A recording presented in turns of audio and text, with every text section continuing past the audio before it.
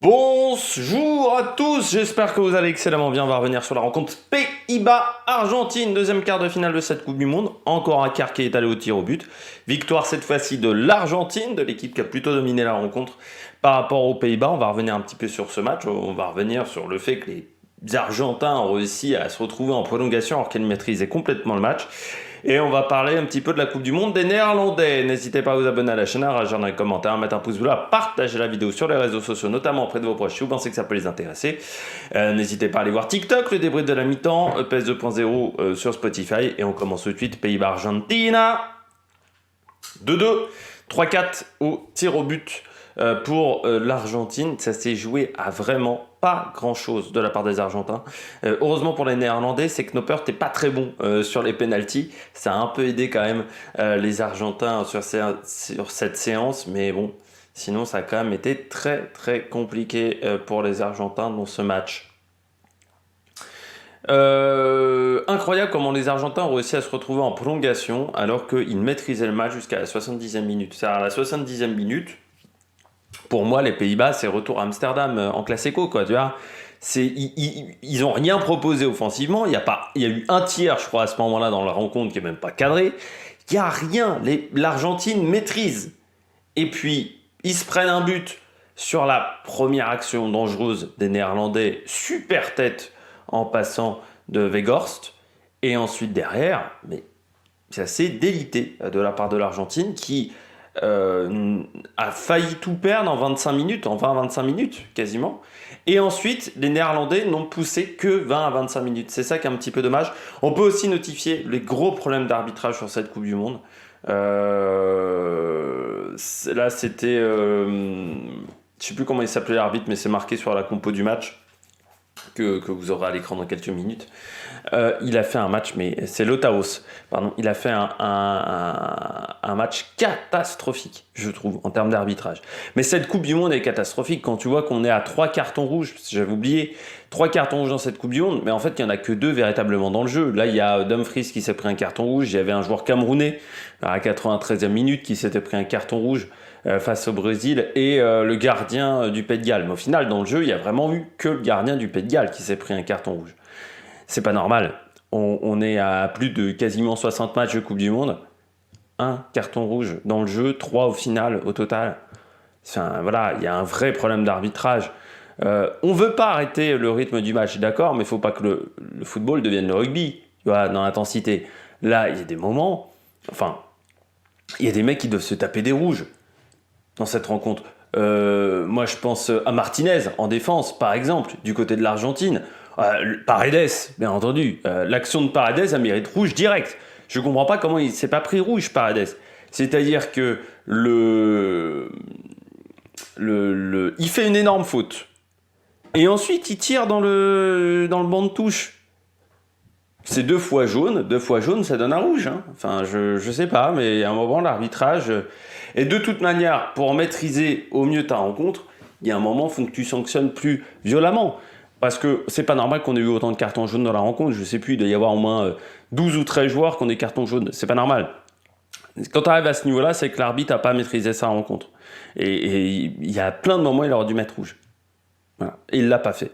Moi, je trouve que c'est dommageable qu'on ait des super matchs dans cette Coupe du Monde, mais qu'on a un arbitrage de merde. Voilà. Et je pense qu'il va falloir vraiment réfléchir à comment améliorer l'arbitrage, parce que là, c'est du grand n'importe quoi. Entre les temps additionnels qui ont duré 3 quarts d'heure, ce qui n'avait aucun sens, les contacts physiques qui n'ont pas été souvent sifflés, il faut le dire, c'est priorité au boucher. On a de la chance, c'est qu'on n'a pas 150 équipes de bouchers dans cette Coupe du Monde. Mais techniquement, accumuler les fautes n'est pas un problème dans cette Coupe du Monde. C'est pas normal. Donc à un moment, il va falloir se poser les bonnes questions. On va aussi notifier une triste nouvelle qui s'est déroulée dans ce Pays-Bas-Argentine. Il y a eu la mort d'un journaliste en tribune de presse qui a fait un malaise cardiaque. Toujours voilà, triste. C'est le journaliste, bien entendu, ils ne me le remettent pas, Grand Ball. voilà, qui a succombé d'une crise cardiaque à la fin de la rencontre. Voilà, il a fait une crise cardiaque en tribune de presse, il est décédé. Il était, on l'avait vu un petit peu pendant cette Coupe du Monde, parce qu'il avait eu le malheur de porter un t-shirt LGBT, et il s'était fait bloquer par la sécurité. Bon, voilà, ça a été l'un des gros problèmes de cette Coupe du Monde. En dehors de l'arbitrage, le fait qu'on l'ait attribué au Qatar, ça, on n'est pas dupe sur comment ça s'est passé. Beaucoup de gens n'ont pas compris que c'est pas parce que tu boycottes pas que tu approuves le fait que cette Coupe du Monde ait été attribuée au Qatar. Petit rectificatif quand même, mais qui est, je pense, important. On commence tout de suite avec les Pays-Bas. C'est incroyable comment cette équipe a réussi à arriver en quart en ne proposant quasiment rien dans le jeu. Les Pays-Bas, on s'attendait. La présentation des Pays-Bas, regardez la présentation du groupe A, je m'attendais quand même à quelque chose de beaucoup plus flamboyant de la part des Pays-Bas. Or, sur cette Coupe du Monde, ça a été quand même très triste ce qu'ont proposé les Pays-Bas. Offensivement, il n'y a rien. À part pendant 20-25 minutes pendant ce match, où ils poussent, où ça joue pas mal, notamment avec De Jong, notamment avec Dumfries, avec également Gakpo et j'ai oublié son nom, Weghorst, où ça joue. Sinon, le reste du match, mais c'est une purge. Depay, on l'a pas vu de la rencontre. C'est fou, c'est qu'avec autant de talent offensif, et quand même des défenseurs qui savent amener du poids offensivement aussi, parce que Van Dijk, Timber, Ake, qui sont en défense, sont quand même des joueurs qui savent faire. Aussi des bons ballons, des belles passes et des bonnes montées offensives. C'est fou d'avoir aussi peu d'action offensive. Encore une fois, il faut attendre la 75e minute pour avoir le deuxième tir, et le premier tir cadré du match. Enfin, c'est fou. Et quand tu regardes quand même cette équipe des Pays-Bas depuis 2014, le fait qu'ils soient plusieurs fois non qualifiés, le fait qu'ils s'arrêtent qu'en quart de finale, là, ils sont arrivés en 8e à l'Euro, éliminés face à la République tchèque, là, éliminés face à une Argentine qui a failli sombrer, et qui est toujours sur le fil du rasoir, tu te dis, quand tu as les joueurs offensifs que tu as, c'est qu'il y a un problème collectif à un moment. C'est que soit les joueurs s'entendent pas, soit il y a des joueurs qui... Parce qu'il y a eu plusieurs entraîneurs. Ça change pas, on va dire. Le jeu des Pays-Bas est toujours aussi triste lors des rangs de compétition. Donc le problème, ce sont peut-être les joueurs. C'est un problème collectif de la part des Pays-Bas. Mais il faudrait se poser la bonne question quand même. Du côté des Pays-Bas, j'ai trouvé beaucoup trop de fautes en début de match. La défense était quand même souvent prise de vitesse, un peu trop seule dans les 30 derniers mètres. Dans les 30 derniers mètres, pour eux, en attaque, ils sont jamais quasiment rentrés là-dedans. Et puis, une possession qui était très souvent stérile, c'est-à-dire qui n'aboutissait à pas grand-chose, vu qu'ils n'arrivaient pas à rentrer dans les 30 derniers mètres. Souvent après se débarrasser du ballon du côté des Pays-Bas. Et puis, bon, l'arbitrage, où je pense qu'ils n'ont pas été forcément aidés par l'arbitrage dans cette rencontre. Mais ouais, Ake aurait pu prendre un jaune à un moment aussi. Notamment, il y a une faute, le coup de coude sur Messi. Bon, ça aurait pu prendre un petit jaune aussi pour certains joueurs. Donc, Van Dijk aurait pu prendre un jaune, parce qu'il est marqué sans carton jaune. Après, c'est peut-être Google qui a fait une erreur, mais je crois pas qu'il s'est pris de jaune Van Dijk. Bon, voilà, ça a été catastrophique au niveau de l'arbitrage dans cette rencontre. Je rappelle qu'on est en quart de finale. C'est pas normal qu'on ait un arbitrage de merde en quart de finale. L'Argentine n'aurait jamais dû se retrouver à 2-2. Mais ils ont commis beaucoup de... En fait, ils se sont complètement délités mentalement à partir de la 70e.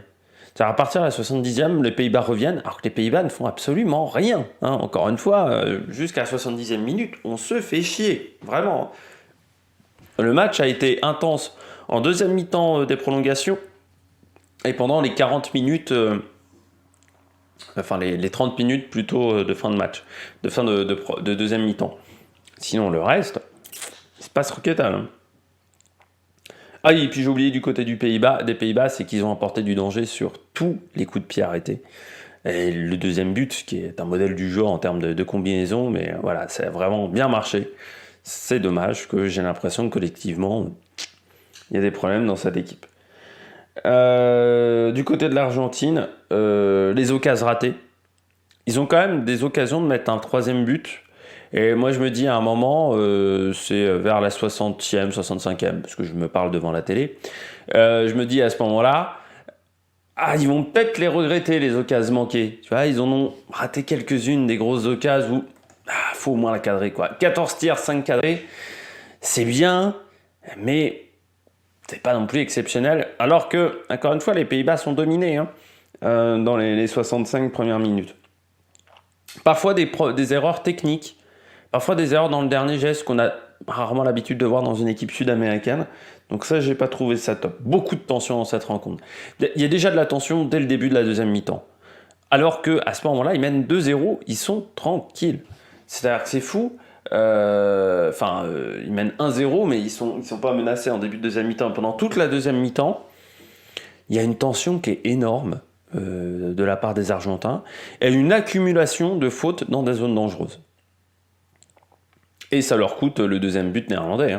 Le but de Weghorst, c'est sur un coup franc, mais il y en a déjà 2-3 avant qui sont dans des zones très dangereuses. Mais vraiment, j'ai l'impression qu'en termes de concentration, il y a un vrai souci. Ils mènent 2-0 face à l'Australie, ils serrent les fesses ensuite en fin de rencontre parce qu'ils sont plus qu'à 2-1. Rebelote pareil face aux Pays-Bas. Tu peux pas faire ça 2 fois d'affilée, quoi. Donc à un moment, il faut se reconcentrer parce qu'en demi-finale, ça passera pas. Alors, face à la Croatie, ça passera pas. Donc il faut vraiment se remettre dedans. Et éviter ces erreurs de concentration s'ils veulent aller en finale et s'ils veulent gagner cette Coupe du Monde. Moi, ce que j'ai aimé par contre, c'est qu'ils soient combatifs, notamment en fin de match. C'est-à-dire qu'ils arrivent à retrouver du rythme, notamment les entrants ont fait beaucoup de bien à cette équipe d'Argentine, comme aux Pays-Bas, dans un cas comme dans l'autre. C'est Martinez qui marque le dernier penalty, et je trouve que le gardien aussi fait un bon match. Mais c'est pas normal de se retrouver dans cette situation-là. Du côté de l'Argentine, donc quand tu maîtrises 2-0 que l'équipe en face a rien fait, il faut pas faire des bêtises comme ils ont pu les faire. Les hommes du match. Du côté des Pays-Bas, bien entendu Weghorst, parce que c'est lui qui réveille la nation. Donc, et la tête, faut la marquer. La tête, le premier but, faut le marquer. Il fait une tête magnifique. Et Depay qui a été en grande difficulté pendant toute la rencontre. Ça a été, on l'a pas vu du match. Je mettrai également Frenkie de Jong qui fait un gros match, je trouve, au milieu de terrain et offensivement. Il a fait vraiment une grande rencontre. Et Ake et Timber, peut-être même plus que Van Dijk, qu'on a souvent vu au charbon en deuxième mi-temps et qu'on sauvé plusieurs fois la patrie, qui ont permis d'aller au tir au but. Dommage Noppert, mais c'est vrai que le gardien n'a pas fait une grande séance de tir au but. Du côté de l'Argentine, moi je mettrais bien entendu Messi parce qu'il est responsable des 2 buts, penalty plus coup franc. Donc c'est un énorme boulot qu'a fait Lionel Messi. Alors le penalty là aussi en termes d'arbitrage, on est à l'extrême limite de la surface de réparation. Ça aurait été bien de voir une caméra du dessus pour voir vraiment. S'il était. Moi, je pense qu'il est en bordure, mais qu'il est dedans. Mais bon, on n'a pas les images non plus, donc ça aurait été bien de vérifier peut-être. Alors, peut-être que la VAR a dit qu'il n'y a pas de souci, mais on ne sait pas trop ce qui s'est passé. Ça serait bien d'avoir les communications quand même entre les arbitres de la VAR et l'arbitre sur le terrain. Ça, est-ce qu'un jour la FIFA le fera? On ne sait pas. Martinez, le gardien également, qui fait un grand match. Otamendi, qui a souvent été décisif dans ses interventions. Celui-là qu'on a peut-être moins vu, c'est McAllister. Moins en vue que sur d'autres rencontres. McAllister et puis Acuna, souvent en retard Acuna. Donc il aurait pu finir avec un rouge lui aussi Acuna. Donc comme Romero, c'est des joueurs qui sont passés un peu moins bien. Prochain match pour l'Argentine, c'est face à la Croatie. Ça sera donc mardi, si je ne me trompe pas. Hop. Peut-être que je vais avoir tout ça. Hop, je redescends. Cette demi-finale, oui, Argentine-Croatie, ça sera le 13 décembre, mardi, à 20h au stade de Losail. Les stades aussi, il faudrait qu'on en parle dans cette Coupe du Monde. Les pelouses se sont délitées à une vitesse. Alors, on est maintenant sur des pelouses qui sont quand même dans des états un peu catastrophiques pour une Coupe du Monde. Pourtant, elles étaient nickel en début de compétition et elles se sont détruites en très peu de temps. Voilà, faudrait voir pourquoi aussi. Et donc Argentine-Croatie, techniquement avantage Argentine, mais il ne faudra pas avoir les erreurs de concentration qu'on a eues en fin de match. Il faudra faire attention également, Perisic, Modric, et du solide. Offensivement, la Croatie a du talent. Il faudra réussir à trouver des solutions dans la défense croate. Alors s'ils arrivent à mettre de la vitesse, ils auront du mal à passer à la défense croate. Mais si la défense croate fait le même match que face au Brésil, ça risque d'être compliqué pour les Argentins, et les Croates pourraient faire leur deuxième finale d'affilée, ce qui là serait presque inespéré quand même. On verra ça donc mardi soir ou mercredi matin. D'ici là, n'hésitez pas à vous abonner à la chaîne, à réagir dans les commentaires, à mettre un pouce bleu et ciao ciao sur l'Amérique Production.